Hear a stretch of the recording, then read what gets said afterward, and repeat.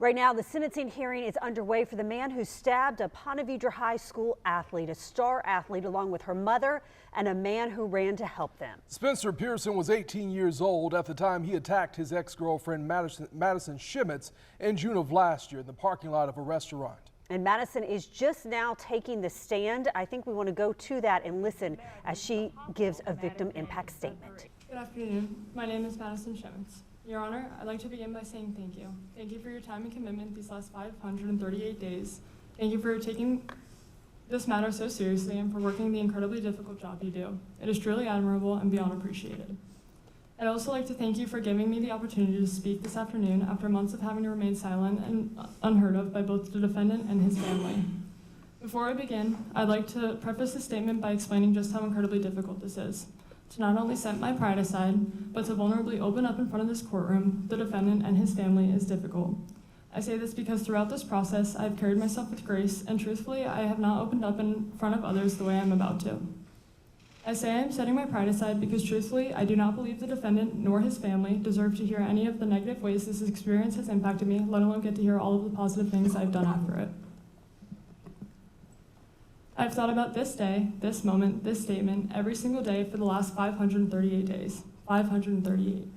538 days of living in true torment. 538 days that, regardless of the circumstances, always had the same dark cloud looming over. 538 days of constantly reliving the trauma the defendant put me through. Your Honor, I say 538 as that is how many days it has been since June 3rd, 2023. But the truth is, the torment, the dark cloud, and the trauma I've endured dates back much further than June 3rd. As a then 16-year-old high school girl, I deserve to live the life that many 16-year-old girls do. I deserve the opportunity to form relationships with whomever I wanted. I deserve the opportunity to be happy in these relationships. I deserve to feel safe in these relationships. I deserve to be treated the way I know I deserve to be treated. I deserve the opportunity to learn and grow from these relationships, and most importantly, I not only deserved, but had every right to remove myself from a relationship that instead of making me feel happy and safe, dragged me down in every way. My trauma truly starts from within my relationship with the defendant, even prior to June 3rd, 2023. Throughout the barely 6 months I was in a relationship with him, I had felt stripped of everything I knew I truly deserved. I knew not only did I not feel happy, I felt suffocated, trapped, manipulated, and controlled. I knew that the relationship was giving me far less than what I deserved. As someone who truly takes pride in the human they know they are, I knew I had every right to put myself first and leave the relationship. Yet what no 16-year-old girl deserves is to experience fear while ending a relationship. But once again, I was that 16-year-old girl who was forced to experience that fear. One date that specifically comes to mind in the days following the end of the relationships is April 4th, 2023. Not even 24 hours after the breakup, the stalking began. As I innocently sat in the Davis Park parking lot with a few friends after a softball game, the defendant decided to show up. Not only did he show up uninvited, he showed up unannounced and unwarranted. In that moment was the first moment I had felt that fear. I knew I did not deserve to fear. As I began pulling out of my parking space to head home was when I had noticed the defendant's appearance. I rolled down my window and asked him what he was doing, as he responded with the same question. I told him I had been sitting there talking with friends. I proceeded to then ask him if I could call him when I arrived home, as I felt an overwhelming sense of uneasiness being alone, late at night, in a dark parking lot with only the defendant. I then pulled out of Davis Park and began driving home. I vividly remember the defendant tailing my car in a way I knew he never did. The feeling of fear grew stronger and stronger each second of that drive home. Feeling the way I did, I purposely took a different route home than I normally would have taken so that I would pass the defendant's neighborhood. As I drove past, I hoped he would put on his blinker and make that left-hand turn in to go home, but by no surprise, he didn't. He continued to follow me. Feeling unsafe and unsure of what to do, I turned into the closest parking lot, knowing I absolutely did not want him to follow me home. Ironically enough, I pulled into the same plaza that Mr. Chubby Swings is located. I began texting the defendant, begging for him to stop following me, and very clearly telling him that he was scaring me. Still scared and unsure of what to do, I called one of my best friends who I knew was awake. I called her and explained to her what was going on, how I was feeling, and how I was unsure of what to do. This was when she told me to come to her house. As I drove through the plaza with the defendant still making every turn I did, still tailing my car, I decided to go to my friend's house. I pulled out of the plaza onto A1A, driving in the opposite direction of both my house and his, and headed to her home. I continued to tell the defendant to go home and told him I had to deliver a science packet to my friend. Yet he did not turn around, nor did he go home. He proceeded to demand for me to go home and inform me that he knew that that wasn't on my agenda for tonight, and that I need to be home after my game, and that was my agenda. He continued to follow me up until I turned into her neighborhood, and I watched as he went into the gas station right beside and sat there for some time. The moment I pulled into her driveway, panicked and shaking, I saw her, and that was the first moment I felt some sort of relief and some sense of safety, knowing her parents were right inside and were aware of what was happening. After sitting in her driveway for some time, talking through what had just happened, I knew the defendant had finally gone home, and I finally felt comfortable enough to head home myself. Speaking to the defendant following his actions that night was frightening, upsetting, and frankly all over the place. His reasoning as to why he followed me home changed every time, whether it was making sure I got home, wanting to see if I was doing something behind his back, or just so happened to be going home that way anyways. I believe that night speaks volumes about the defendant and his behavior following the end of the relationship. With this incident being not even 24 hours after the breakup, the 2 months following remained equally as torturous and frightening. As the stalking did not stop there, it had only just begun. Feeling that same fear every single time I wanted to leave the house is not something a 16-year-old girl deserves. Having to be hyper-aware of my surroundings every single day in fear that he would show up of where I was yet again is not something a 16-year-old girl deserves, let alone not something she should ever have to be worried about. Those 2 months following the breakup were torture. Those 2 months I was put in a position by the defendant where I felt scared, worried, and constantly threatened, but I was never prepared for were the fears to come alive. June 3rd, 2023 was without a doubt the absolute worst, most traumatic day of my life, and I remember every single second of it. As a 17-year-old teenage girl, on a Saturday in the summer, my day started as any other day would have for me. I had one of my best friends I met through softball in town to spend the weekend. We had stayed up late and woke up early, excited for the plans we had made for that day. Once we woke up, we got ready to go to the beach. That day was windy and almost cold for it being a Saturday in June. After some time being there, we both got cold and decided we would leave the beach and go join our moms and brothers at my community pool. We got there just before 1:30 and hung out for a while, simply just enjoying time together as these were friends we did not get to see often. During this week in June, the Women's College Softball World Series was happening. Eventually, we decided we would go get something to eat and watch the games happening that day. This decision, unknowingly, became my life or death decision, and I had no clue. I remember going home sometime between 2:10 and 2:50 to change out of our bathing suits and get ready to go to Mr. Chubby's Wings. And by 2:53, my friend and I were in the car blasting California Girls by Katy Perry on the way to the restaurant.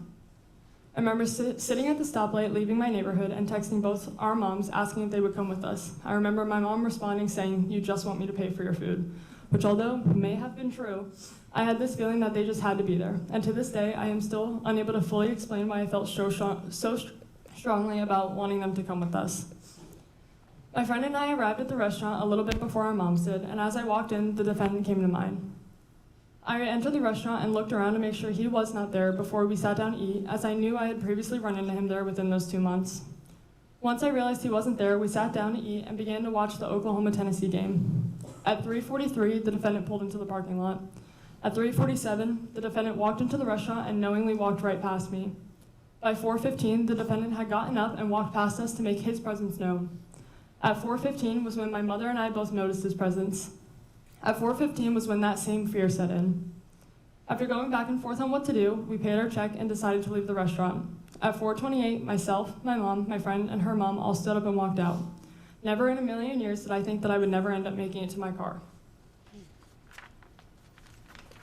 I remember walking to the parking lot, texting a friend back, and taking a picture of the defendant's truck. I did this knowing I had to continue to keep track of the defendant's behaviors and appearances for the restraining order we were in the process of trying to obtain. I remember finally reaching my car and hearing my mother scream. Knowing my mother, I could hear her fear. I could hear that whatever was happening was not good.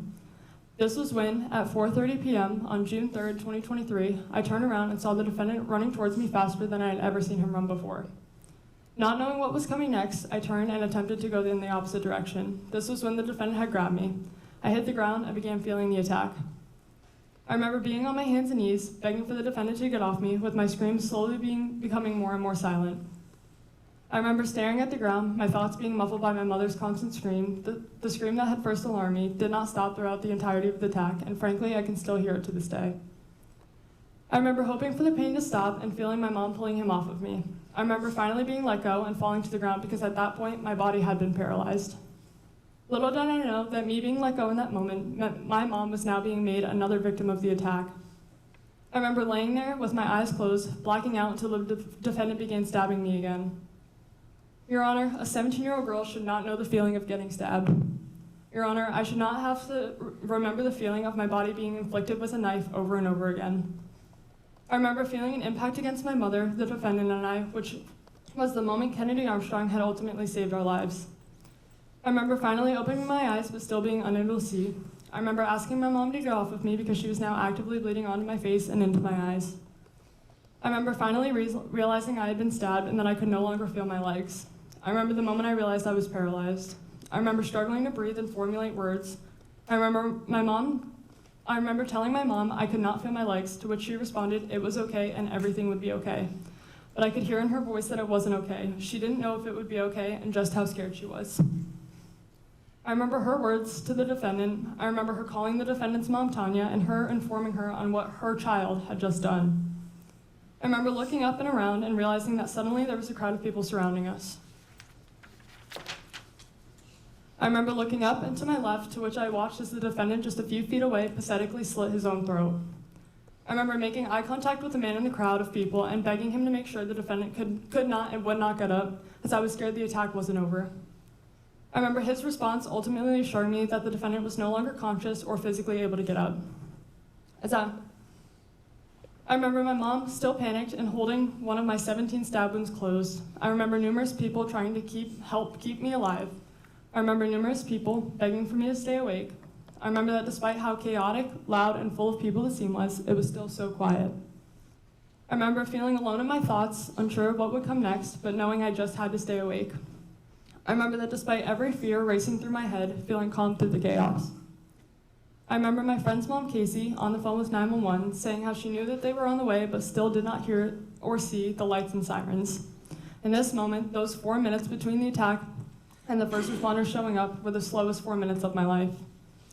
Though in that moment I was terrified, I thought in my head that if I just stay awake until I hear those sirens, I would be okay.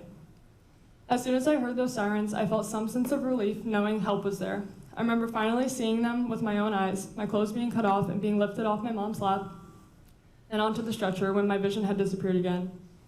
I remember finally being set down and groaning in pain, still unable to feel or move my legs, and my ability to breathe getting worse and worse. I remember looking up and recognizing a deputy I had met on the scene of a friend's car accident months prior. Once I saw her eyes, I had finally felt comfort.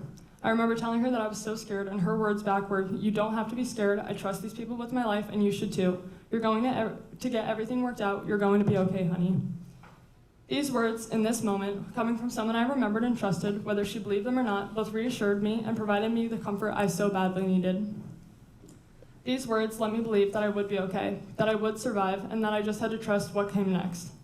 I remember being taken from the sidewalk and into the ambulance. I remember laying there in the ambulance in so much pain, unable to breathe and still so scared. I remember answering all the questions asked, correcting the paramedics on their assumptions, and telling myself repeatedly that I had no choice but to fight to survive.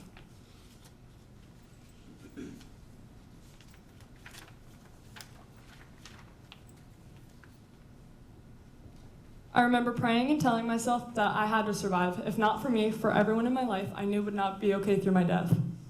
I remember begging God to live. I remember telling myself that I could not close my eyes, as I was terrified that if I did, I would never open them again. I remember listening to the paramedics talking amongst themselves about what to do, and waiting as the helicopter arrived. I remember hearing the helicopter arrive and being transferred from the ambulance to inside the helicopter. I remember the oxygen mask, the neck brace, and the headphones get put on me. I remember that because of the neck brace, the headphones didn't fully cover my ears. I remember the sounds from the helicopter. I remember the loud sounds from the helicopter, yet the world was still so silent. I remember my stretcher being tilted backwards to keep the blood in my head. I remember time moving so slowly. I remember being unable to speak or hear, but so badly needing to know what was happening. I remember limply waving my hand in the air to hopefully get a Lifeline medic's attention, and once I did, he removed one ear of my headphones. I asked him how much longer until we arrived at the hospital. I remember him telling me just a few more minutes and putting my headphones back on me. Just a few more minutes. Those few minutes were in slow motion. Those few minutes still full of so much fear. I remember finally landing and being taken inside Memorial Hospital's trauma bay. I remember laying there all alone with no familiar faces as the doctors and nurses fought to save my life. I remember being poked and prodded and just lying there wide awake listening. I remember holding a nurse's hand until she had to assist those around her. I remember somehow finding her hand yet again and just holding on to it. I remember having an allergic reaction to one of the medications given to me. I remember being told to try and move my toes, to which I still couldn't. I remember staring directly at the trauma surgeon's eyes as he sliced my side open and inserted a tube into my chest to help me breathe. I remember not screaming nor making any noise, just simply staring and watching as the chaos unfolded around me. I remember finally my mom limping into my room covered in blood and kissing me on the forehead. I remember the feeling that gave me as the last time I had seen her, we were both bleeding out on a sidewalk. I remember the feeling of being able to tell her I loved her again because as I was taken off her lap, I didn't get the chance to. I remember telling her that she looked like a hot mess and her telling me everything would be okay, but this time with less panic in her voice. I remember her finally leaving as I had to be rushed into life-saving surgery. I remember exiting the trauma bay and seeing one of my high school softball coaches. I remember her assuring me that I would be okay and that if anyone could do this, I could. I remember her telling me that she loved me and that when I woke up, they would all be there. I remember leaving and finally getting to the operating room. I remember them going to put me to sleep and telling me to count down from 10. I began to count 10, 9, 8, 7, 6, and by the time I got to 6, I began to feel myself going to sleep, which was when I began to panic again. After fighting so hard to stay awake, feeling myself going to sleep and not being able to control it scared me in more ways than I could ever explain. I had that same fear that if I closed my eyes, I would never wake up again. Despite the panic, I eventually fell asleep, and once I woke up, I remember being alone in a hospital bed, freezing, thirsty, and desperately needing chapstick. A nurse had come over bringing me ice chips and a strawberry-flavored chapstick. I remember eventually being taken out of that room and brought for a scan. I remember laying there in a dark hallway with two men listening to the screams of another trauma patient brought in that night. I remember being put into the scan and finally feeling calm. I finally was able to close my eyes and rest after the torture my body was just put through. I remember listening to the sounds of the machine, unable to move and just sleeping. I finally was taken out of the machine and brought to see my family. They took me up to the floor my mom was on and wheeled me to her doorway. I remember being greeted by smiles from my parents, two of my brothers, both of my coaches, and a friend's mom. I remember seeing through their smiles and realizing just how distraught, scared, and overall devastated they all were. It was heartbreaking. I remember looking at my mom, smiling, and once again telling her she looked like a hot mess. This comment had made everyone let out small laughter, which I like to believe reassured them that I was alive and I had made it through. I remember them all hugging me and holding my hand until they brought me into my own room. My coaches and friend's mom had come with me, and I begged them for a phone as I did not have mine. In my head, I had to make sure all my friends and loved ones knew that I was alive. After I had finally been given one, it was quickly taken from me, and I was told to rest. I laid there, unable to rest, until finally my older brother had arrived from South Florida. Seeing him and having him there finally made me feel safe. Now, it was just him and I attempting to get some rest until more surgeons, probably around 4 or 5 in the morning, had walked into the room. These surgeons had then informed me that I had a blood clot traveling up my spine, which I would need emergent surgery for, yet again. I remember one of the surgeons telling me that sometimes these blood clots and this trauma can be a reason for temporary paralysis. This gave me a sense of hope. I remember asking them if we could call my mom from the room over to let her know what was happening. My brother FaceTimed her, but she had already been told. I remember telling her and my brother that I loved them and that I would see them again when I woke up. I remember being brought into the operating room, once again, seeing all the familiar bright lights and walls, and once again being told to count down from 10. This time, I felt less panicked. I was tired, and I felt confident that I would wake up after surviving what I already had. I remember waking up in the ICU on June 4th and still being unable to move or feel my legs. I remember my coaches and friend's mom being there once again. I remember the moment my mom stood to the right of my bedside and told me that I was paralyzed. That it was not just a blood clot, but my spinal cord had been lacerated and spinal fluid was pouring out of it. I remember hearing this, shrugging my shoulders, and looking back towards the room. I had known I was paralyzed, yet never in my head did I think I would not overcome it. Immediately, I told myself that I would walk again, that I would walk at my senior night for softball, that I would walk at graduation the following May, and finally walk into this very courtroom today. Your Honor, I remember everything. I remember every single second of this horrific day and the months following. Your Honor, on June 3rd, 2023, I did not know that as soon as I walked out of that restaurant, I would end up being forced to fight for my life. What I didn't know was that after I won that fight for my life, was that I would be faced with a lifetime's worth of challenges. Faced with the fact that walking out of that restaurant was the last time I would be able to walk for several months, the fact that the last time I would be running for my life,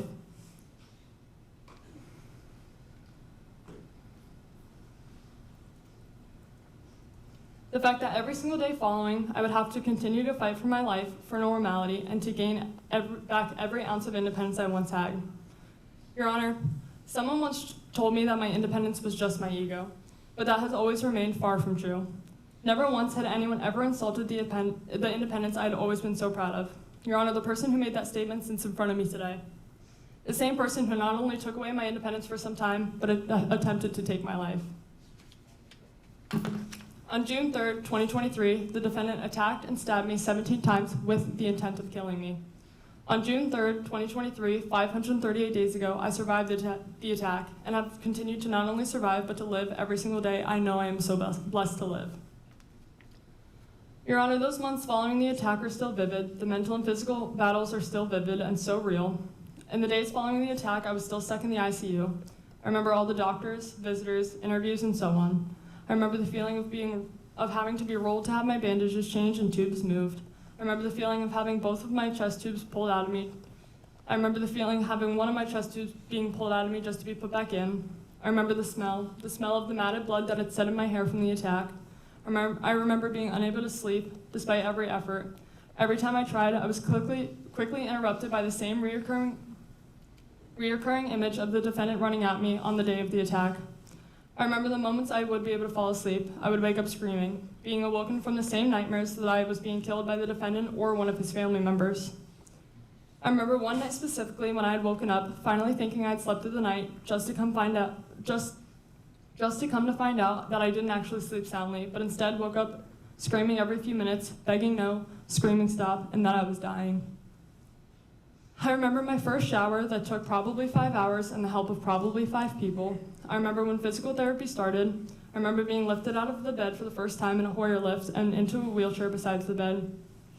The feeling of both my chest tubes being pulled and the feeling of the almost 100 staples in my back being pressed up against the Hoyer and the chair, the pain almost unbearable.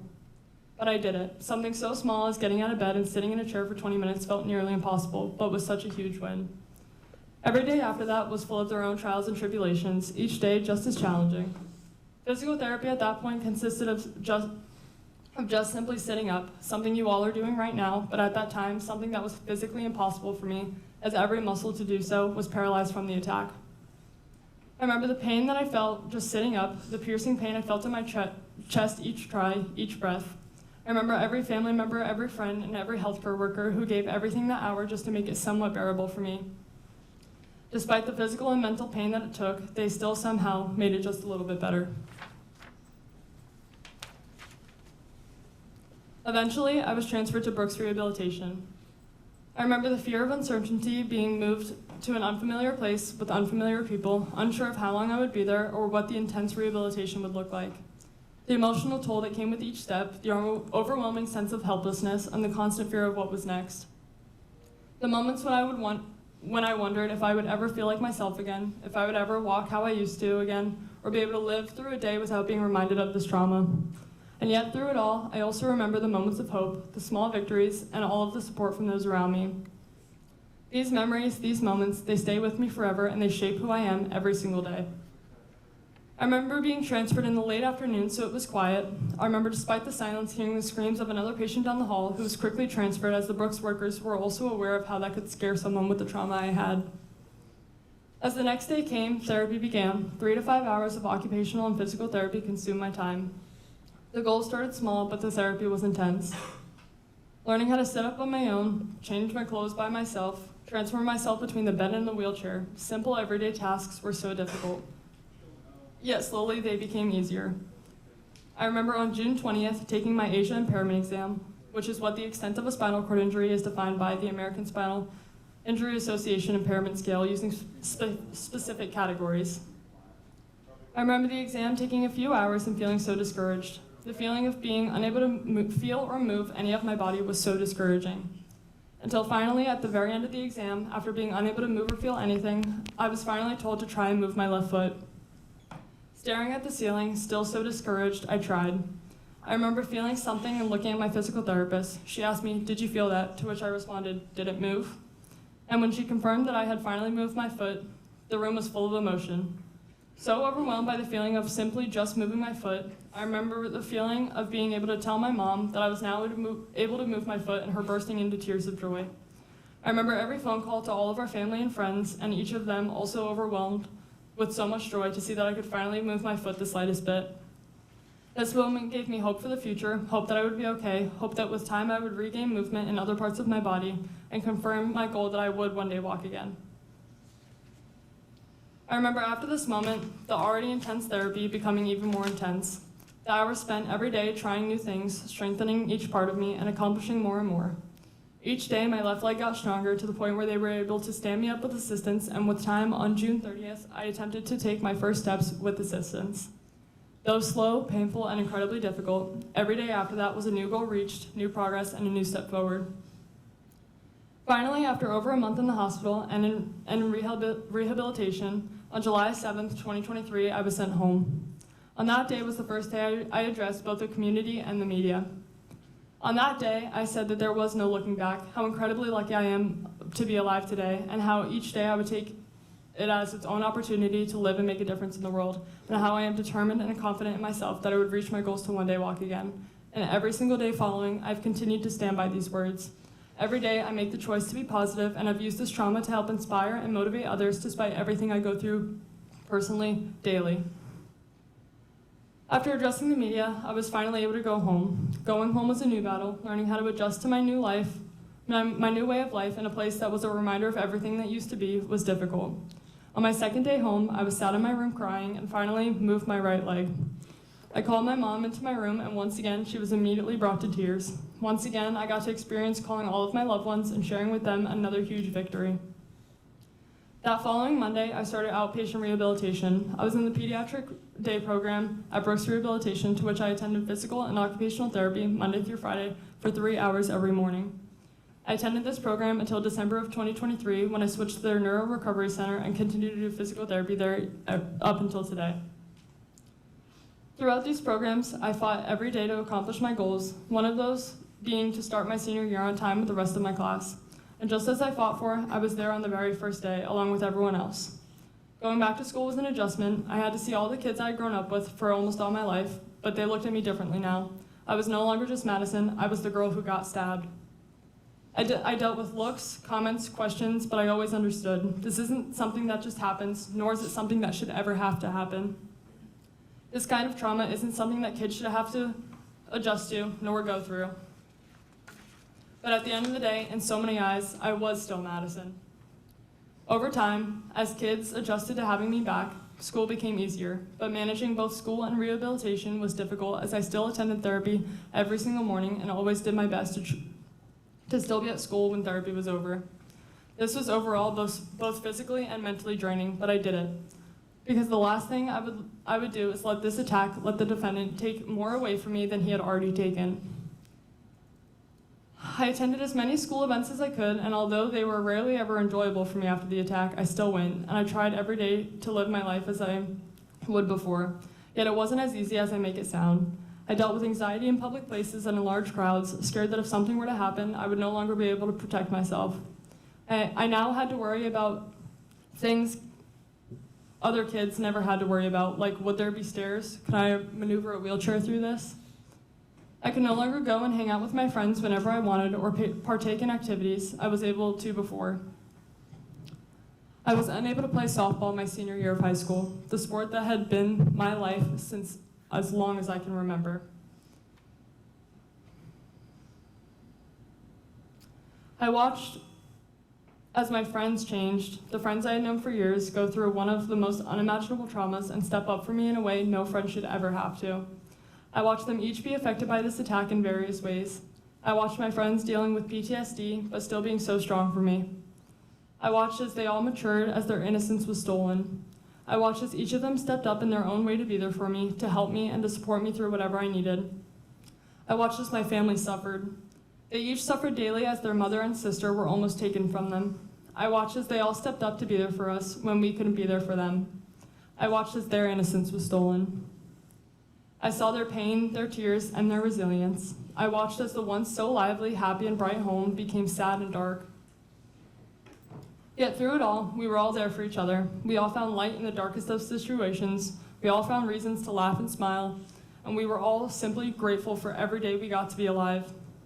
Your Honor, the impact of the defendant's actions doesn't just end with those directly connected. I have witnessed the impact on the community and strangers all over the world. I have met strangers everywhere I've gone who have broken down in tears telling me just how much my story has affected them. I have met people of all ages constantly brought to tears by my story and have seen firsthand the impact on the community. Many left scared and uncertain on the world, everyone's trust in people simply gone, yet despite those going through their own traumas, the community immediately stepped up and was there for me.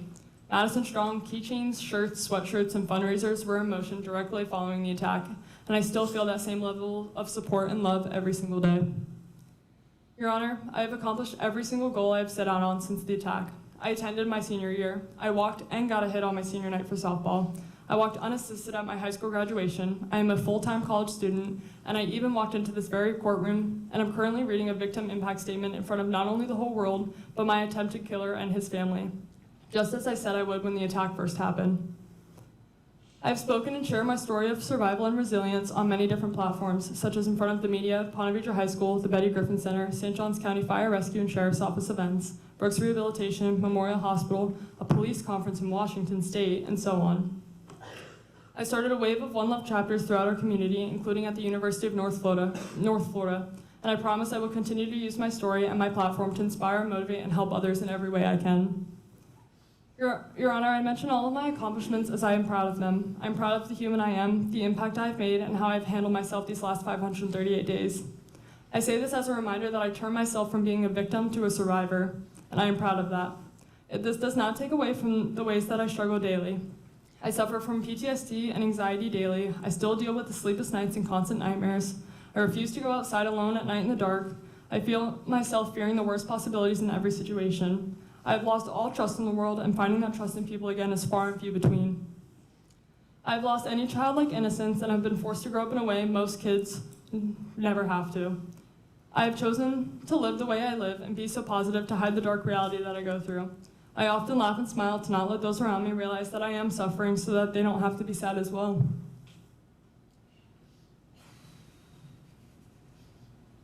I deal with mental battles every day about my physical state and what my future may look like. My thoughts are often clouded by the what ifs and the why me questions, because why me? Why did something so horrific and life-changing have to happen to me? Why did someone so evil need to try and take everything away from me?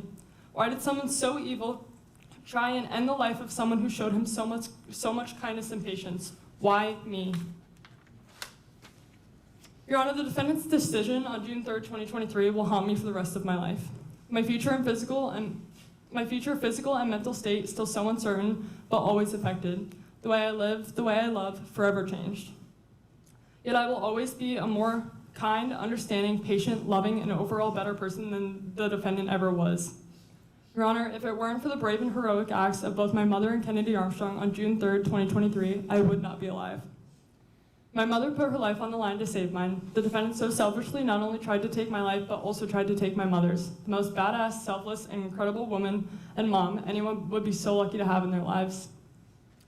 My mother has always and will always be my best friend. I am proud to be her daughter and thankful for her every single day.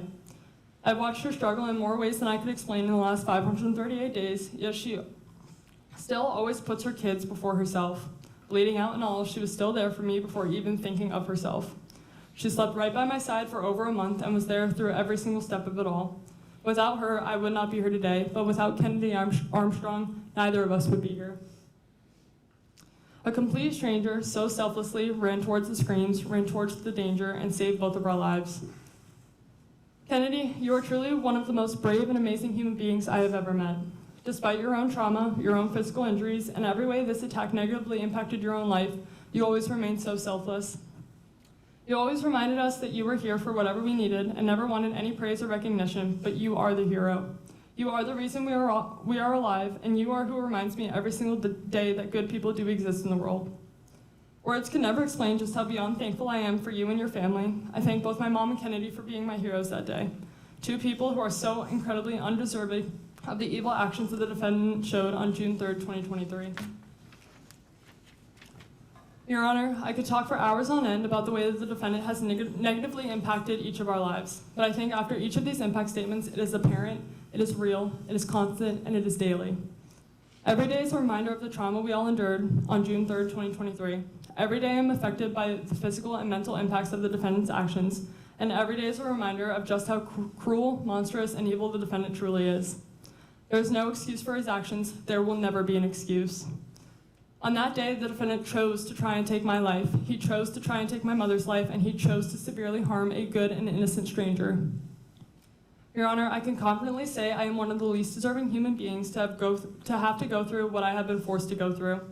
Your Honor, this is something I will have to deal with for the rest of my life, something I should never have to deal with, and something the defendant should never have the opportunity to do again. Your Honor, on June 3rd, 2023, I was given my own life sentence by the defendant, and I plead with you that the defendant receives the same justified sentence and deserved punishment. Thank you. You've been listening live to Madison Schemitz, a St. Johns County teenager who was stabbed in June of last year by her ex-boyfriend, Spencer Pearson. She just gave her victim impact statement as we await his sentencing. Madison talked about what happened on that day and how she has continued to thrive despite what happened in June of last year. And you listen to that emotional testimony. You listen to her take a step by step through the process, through the stalking of her ex-boyfriend, to the stabbing of her mother, an innocent bystander who ran to help them. Madison Schemitz is the picture of resiliency. She is what it looks like to be a true survivor, to be a true fighter. And there today, 538 days after she was stabbed 17 times at the young age of 17, she's asking the judge to give her attacker, who she never mentioned by name, a life sentence, and the judge ultimately will make that decision. Rich Donnelly has been in the courtroom for all of the victim impact statements today, and he joins us live outside the courthouse tonight. Rich? Heather and Anthony, earlier this morning, the defense made multiple attempts to bring doctors forward to try and show a history of brain trauma and depression to show that Spencer Pearson was not in the right frame of mind when he attacked Madison Schemitz on June 3rd, 2023. According to one of the doctors, Pearson shows early signs of CTE, which could lead to volatile mood swings. Pearson's father also said that his son tried to kill himself mere weeks before his attack on Madison Schemitz. As Spencer Pearson walked into the courtroom, the scar on his neck from where he tried to slit his throat after attacking Madison Schemitz was still visible. His father said he believes his son could be rehabilitated, but also apologized to Madison and all of the victims. Madison, you were always so sweet. Coming over, you were such a beautiful person to be around. You were so good to our family. I'm sorry this happened to you. I think about you every day. I pray for you every day. You're a sweet soul. You're a beautiful person. I know that. I'm sorry. Madison's softball coach delivered a victim impact statement and said she visited the hospital after Madison was attacked and was struck by her players' strength and bravery. She was attacked from behind by a coward over and over again because he couldn't make her his girlfriend.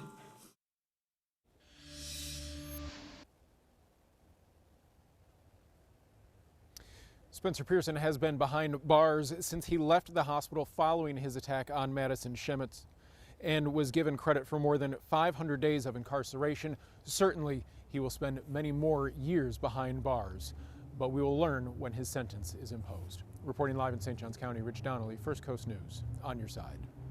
All right, Rich, thank you. We want to go back into the courthouse where the attacker who pleaded guilty to this, Spencer Pearson, is on the stand right now.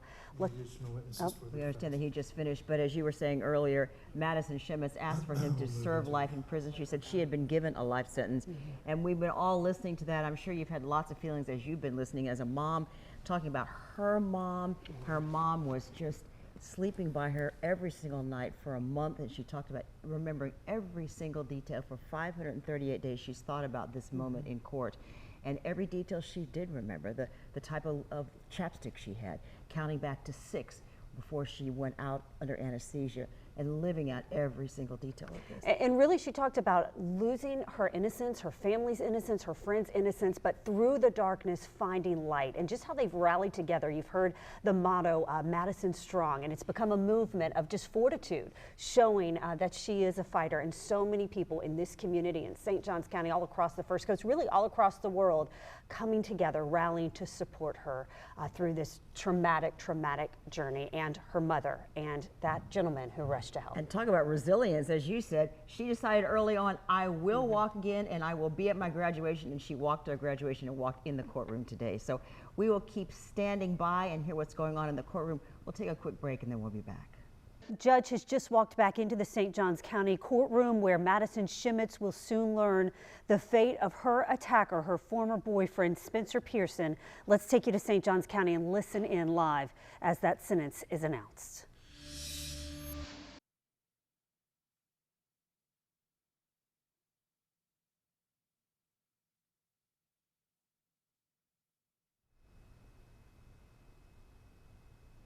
Okay, as we're waiting for the judge to announce the sentence, this is let's listen. Are there any matters that we need to address before the court imposes a sentence from the state? No, Your Honor. From the defense? No, Your Honor. Is there any legal reason why this court cannot impose a sentence at this time, Mr. Kaczorgas? No, Your Honor.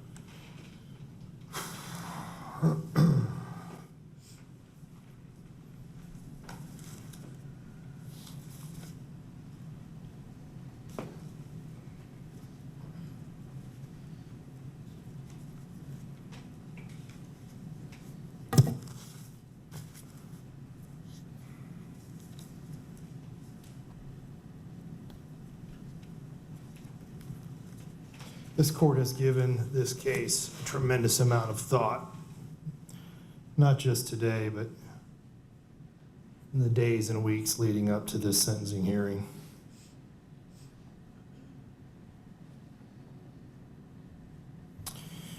This is a difficult case.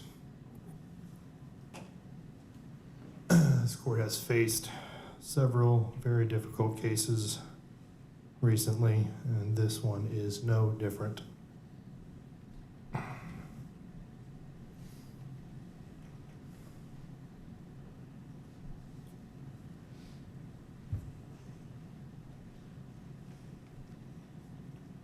The defense in this case has filed a motion and requested for this court to depart below the guideline sentence. As previously stated, the minimum sentence based upon the guidelines is 227.25 months in Florida State Prison. In analyzing the defense's motion and request for the court to downward depart, the defense has presented throughout the course of this sentencing hearing evidence and testimony that would meet the preponderance of the evidence that would permit this court to deviate and downward depart. The court does find that the defense has met its burden, showing the defendant's capacity to appreciate the criminal nature of the conduct, and that he does require some specialized treatment for a mental disorder that is unrelated to substance abuse or addiction or for physical disability, and the defendant is amenable to treatment.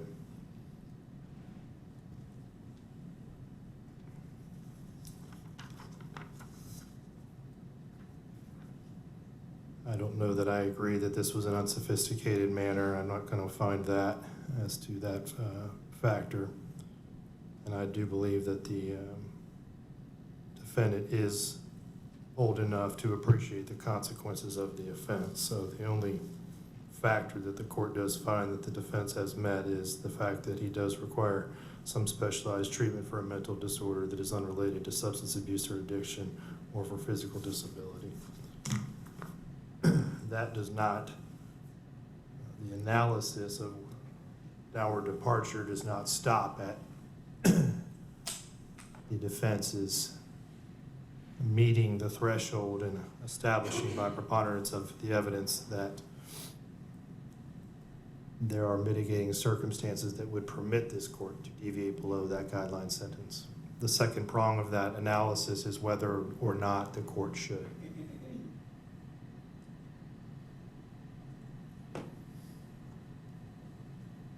June 3rd of 2023, the events that unfolded on that afternoon were horrific.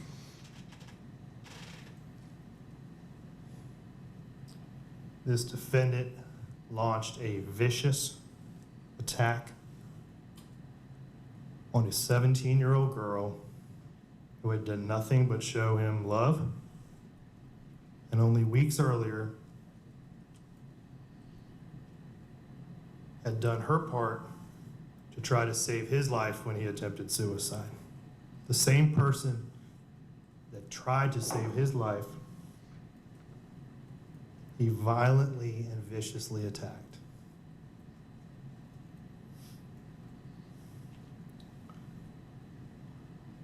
Many folks in this courtroom have declared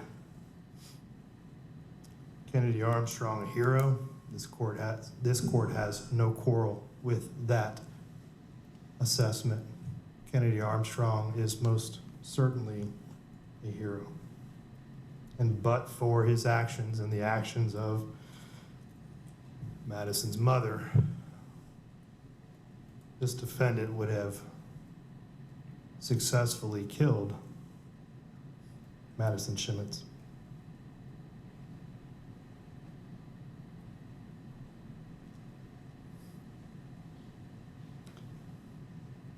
That crime, the crime that was described and shown here today, and the result of that crime, and the impact of this crime that it has had on all three of the victims in this case,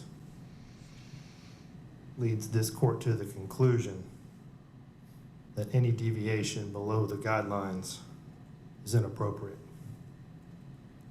So I'm declining and denying the defendant's motion for downward departure.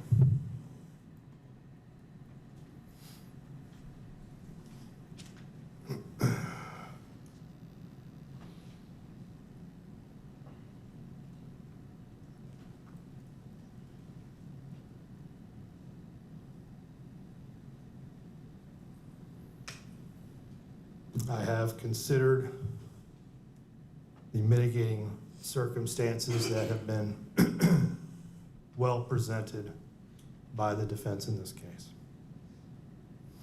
Mr. Kuchergis, you have done an excellent job in representing your client and providing this court with mitigation.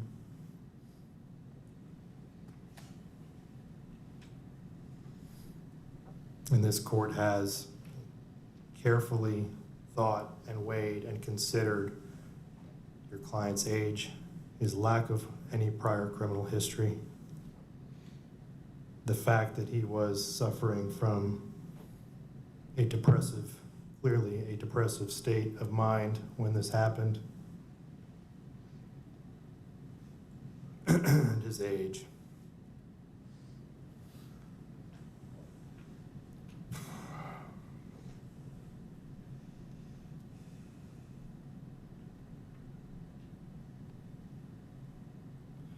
This court does not impose a sentence based on vengeance, as was mentioned, that courts are not here to sentence out of vengeance. This court has carefully thought about all of the mitigation in this case. But the crime that was committed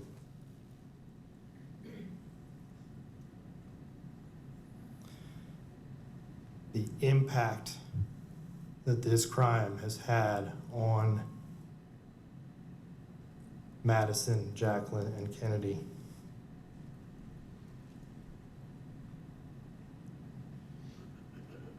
it just far outweighs any of the mitigation that this court has considered. There are just certain crimes that are committed that merit the maximum possible sentence.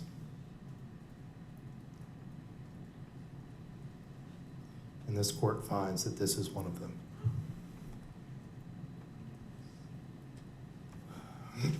Spencer Pearson, you have entered a plea of guilty to 2 counts of attempted first-degree murder with a weapon.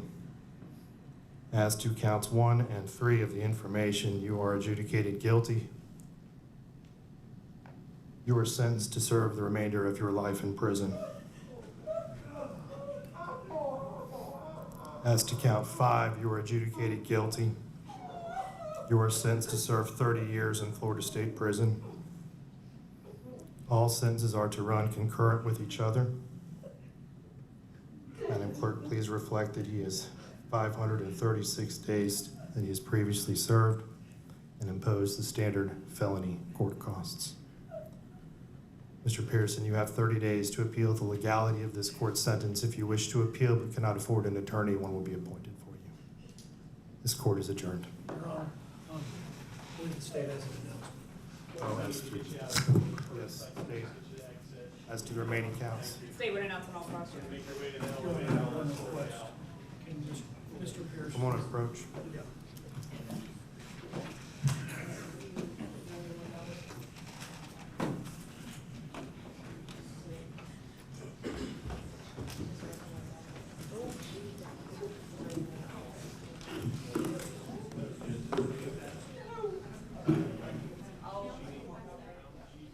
And we're going to continue to show you the images inside this courtroom where the judge just announced the sentence for Spencer Pearson, 20 years old, pleading guilty to stabbing his ex-girlfriend and her mother and injuring an innocent bystander who jumped in to help. The judge saying he listened to all of the testimony, the victim impact statements, and at the end of the day, the judge deciding not to agree with the defense that had asked for the judge to sentence him below the minimum sentencing guidelines. Instead, the judge sentencing him to life in prison. The 20-year-old will spend the rest of his life in a Florida prison for the brutal, vicious attack on Madison Schemitz, her mother, and that innocent bystander back in June 2023 outside of a restaurant in Ponte Vedra. You heard the judge there calling the events horrific. That gentleman right there in the center of your screen is Spencer Pearson's father. And we heard emotional testimony from him today as he apologized for what his son did. So much pain on all sides. We have all of our coverage. We've been streaming this on First Coast News Plus. And you see Spencer's mom right there hugging her son and his father as they get ready to send him off to prison for the rest of his life. Madison Schemitz is on the other side. You can't see her from the camera's view right there, but she is there with just an army of supporters, her mother by her side, Kennedy Armstrong, that young man who jumped in to save her and her mom, called by Madison and by so many in that courtroom, including the judge, a hero today, saying they would not be alive had it not been for Kennedy jumping in to help strangers he had never met but who have now become family to him. And the St. Johns County Sheriff deputies there at Spencer and his parents hug one last time before he is sent off to prison for the rest of his life for the crimes that he committed in June 2023. We have a crew there at the courthouse. We are expecting to hear more from Madison Schemitz and others there. We are going to continue streaming this on First Coast Plus. And we're going to have live coverage tonight on First Coast News at 11. For now, you can get the latest on our website, firstcoastnews.com. But again, Spencer Pearson sentenced today to life in prison. More tonight on First Coast News at 11. Good night for now.